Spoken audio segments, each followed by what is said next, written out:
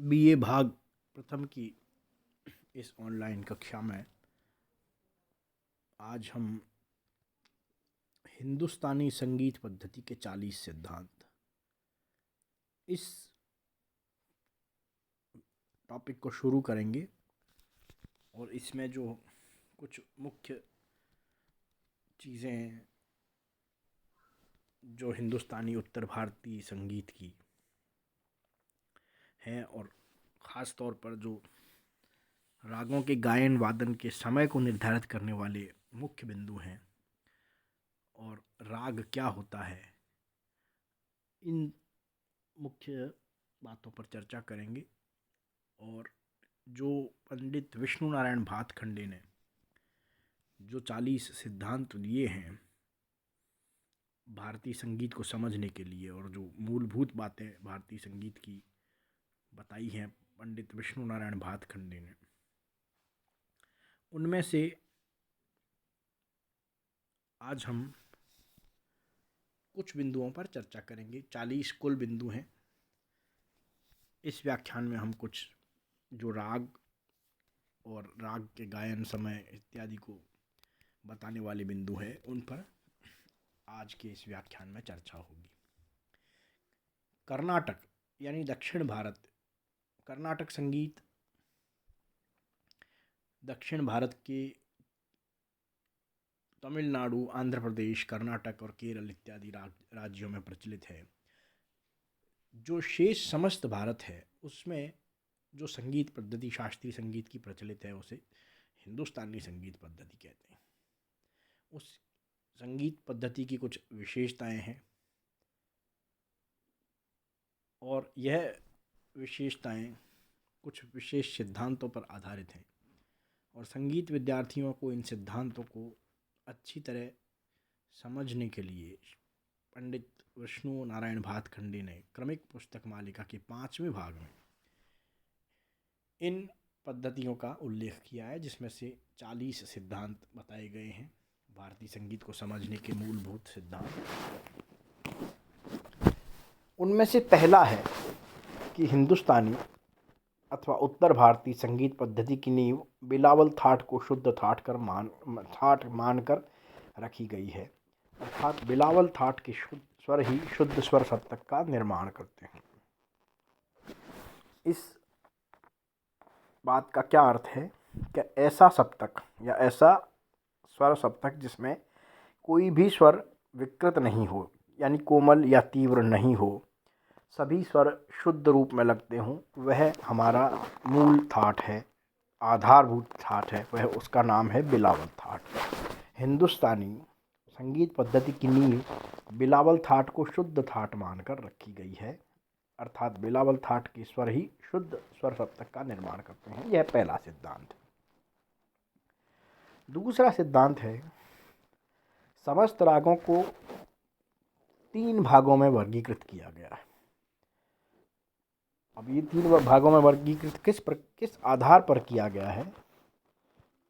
रागों में प्रयुक्त होने वाले स्वरों की संख्या के आधार पर यह वर्गीकरण किया गया है, और इसको कहते हैं जाति।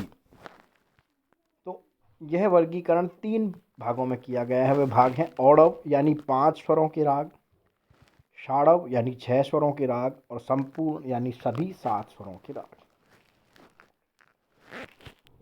अच्छा, इसका जो फर्दर कैटेगराइजेशन और भी किया गया है, जिसमें सप्तक जिसके आरोह तथा अवरोह दोनों में कुछ रागों में भिन्न भिन्न संख्याएं होती हैं। जैसे मान लीजिए किसी राग में आरोह में 5 ही स्वर लगते हैं लेकिन अवरोह में 7 स्वर लगते होंगे, तो उसको औड़व संपूर्ण इस प्रकार से जाति कहेंगे। यानी आरोह में जितने स्वर लगते हैं वह संख्या पहले आएगी, औड़व, षाड़व या संपूर्ण, और अवरोह में जितने स्वर लगते हैं वह संख्या वह नाम बाद में आएगा। 2 नाम की जाति होगी। औड़व संपूर्ण यानी आरोह में 5 और अवरोह में 7 स्वर लगेंगे। संपूर्ण यानी आरोह में भी 7 और अवरोह में भी 7। इस प्रकार से इन 3 नामों से 9 जातियां टोटल और आरोह और अवरोह में मिलाकर बन सकती हैं। औरव, ये देखिए चौथा तीसरा जो सिद्धांत है वह है 5 स्वरों से कम का और 7 स्वरों से अधिक का कोमलवृत्ति और मिला करके टोटल 12 स्वर होंगे, ऐसा राग नहीं होता है। यानी अगर किसी राग में केवल 2 स्वर वर्जित हैं 7 में से, अधिकतम 2 ही स्वर वर्जित किए जा सकते हैं, 3 नहीं किए जा सकते। यानी 5 स्वरों का प्रयोग किया जाना हर राग में मिनिमम आवश्यक है और अधिकतम 7 स्वरों का प्रयोग किया जा सकता है। यानी किसी भी राग के, किसी भी स्वर के कोई भी विकृत या शुद्ध रूप कोई भी प्रयोग किया जा सकता है, मगर 7 अधिकतम स्वर उसको उनका प्रयोग किया जा सकता है। औरव षाडव चौथा नंबर है। औरव षाडव और संपूर्ण, इनको आरोह अवरोह में उलट पलट होने से 9 प्रकार के भेद माने हैं, जिनका मैं पहले दूसरे बिंदु को समझाते वक्त इस बात का उल्लेख कर चुका हूँ कि औरव षाडव और संपूर्ण, इनके आरोह अवरोह में उलट पुलट होने से 9 प्रकार के भेद माने जाते हैं। जैसे एक हुआ औरव औरव, यानी जिसके आरोह में 5 अवरोह में भी 5। एक हुआ औरव षाडव, यानी 5 तथा 6 आरोह अवरोह में क्रमशः। औरव संपूर्ण, यानी जिसमें 5 और 7 स्वर। इसी प्रकार से षाडव औरव, षाडव षाडव, षाडव संपूर्ण और संपूर्ण औरव, संपूर्ण षाडव और संपूर्ण संपूर्ण। इस प्रकार ये 9 भेद टोटल बन सकते हैं। प्रत्येक, अब 5वां बिंदु है, हर राग में थाट, आरोह अवरोह, वादी संवादी, समय यानी राग को गाने या बजाने का समय, और रंजकता, ये बातें आवश्यक। यानी हर राग में यह निश्चित होगा कि यह किसी थाट से उत्पन्न होता है। आरोह अवरोह दोनों होते ही हैं। आरोह अलग स्वरूप होता है, अवरोह अलग स्वरूप होता है। इस आधार पर राग का स्वरूप निर्धारित किया जाता है। वादी संवादी, यानी कोई एक स्वर ऐसा होता है जो सबसे ज़्यादा महत्वपूर्ण होता है, और कोई एक जो उसको वादी स्वर कहते हैं, और जो उसके बाद दूसरे नंबर पर जो महत्वपूर्ण स्वर राग में होता है उसको संवादी कहते हैं। तो यह वादी और संवादी भी हर राग में कोई न कोई स्वर होते हैं। समय, यानी उसको गाने या बजाने का 24 घंटे में कब गाया बजाया जाएगा, कौन से प्रहर में, यह समय भी निर्धारित होता है। और सबसे बड़ी बात जो है वो रंजकता होनी आवश्यक है। बाकी 5 बातें, बाकी जो राग में थाट भी हो, आरोह अवरोह भी हो, वादी संवादी भी हो, समय भी हो, परंतु सुनने में अच्छा नहीं लगे, रंजकता न हो, तो वह राग किसी काम का नहीं है। हमारे शास्त्रों में राग की परिभाषा भी इस तरह से दी गई है कि रंजयति इति रागः, यानी जो रंजन करे, मनोरंजन करे, वह रंजक हो, वह राग है। वादी और संवादी में प्राय 4 स्वरों का अंतर होता है। यानी 4 स्वरों के अंतर में वादी और संवादी स्वर निर्धारित होते हैं। जैसे वादी स्वर, मान लीजिए किसी में सा है, तो संवादी या तो म या प होगा, तो 4 या 5 स्वरों का कभी कभी अंतर भी हो सकता है। या मान लीजिए रे है, रे वादी स्वर है, तो संवादी रे ग म प या रे ग म प ध, 4 या 5 स्वर का अंतर वादी और संवादी में होता है। वादी स्वर यदि राग के पूर्वांग में है, पूर्वांग यानी सप्तक का पूर्वांग, सारे ग म प इसको पूर्वांग कहते हैं, और म प ध नि सा इसको उत्तरांग कहते हैं। म और प दोनों स्वर पूर्वांग और उत्तरांग में कॉमन माने जाते हैं। पूर्वांग मतलब किसका पूर्वांग? सप्तक का पूर्वांग। उत्तरांग मतलब किसका उत्तरांग? सप्तक का उत्तरांग। तो सारे गा म प यह पूर्वांग माना जाता है, म प ध नि सा यह उत्तरांग माना जाता है। वादी स्वर बदल कर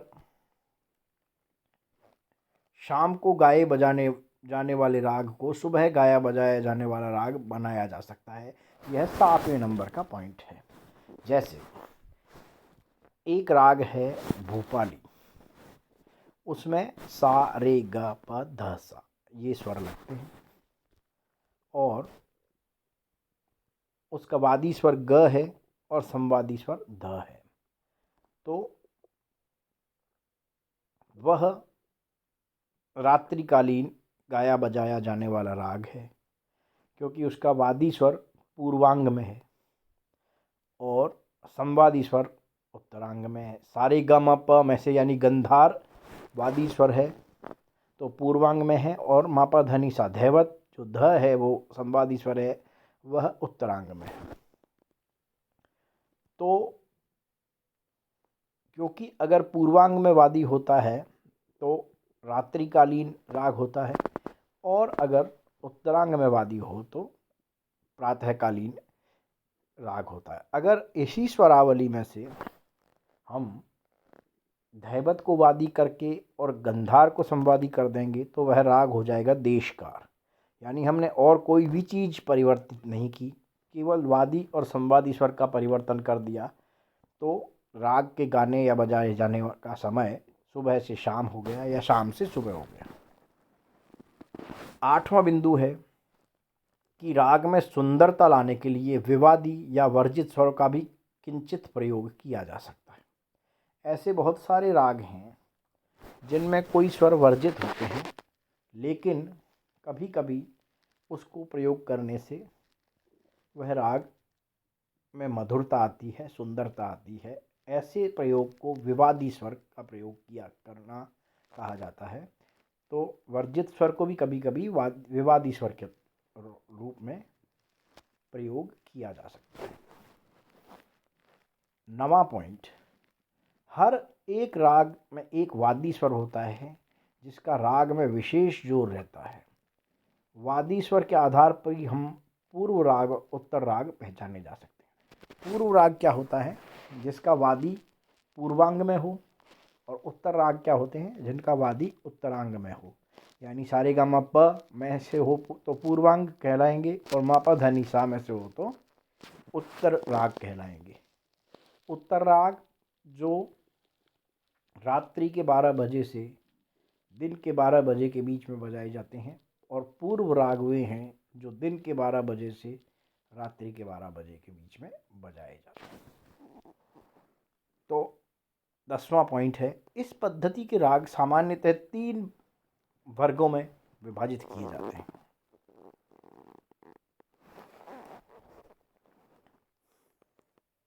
एक तो कोमल रे ध वाले राग, दूसरा शुद्ध रे ध वाले राग, और तीसरा कोमल गहनी वाले राग। इस 10वें पॉइंट से हम जो आगे 40 सिद्धांत है वो हम अगली कक्षा में करेंगे। आज की कक्षा में हम सिर्फ 9वें पॉइंट तक की चर्चा की है। 10वें सिद्धांत से हम आगे अगले किसी व्याख्यान में चर्चा करेंगे।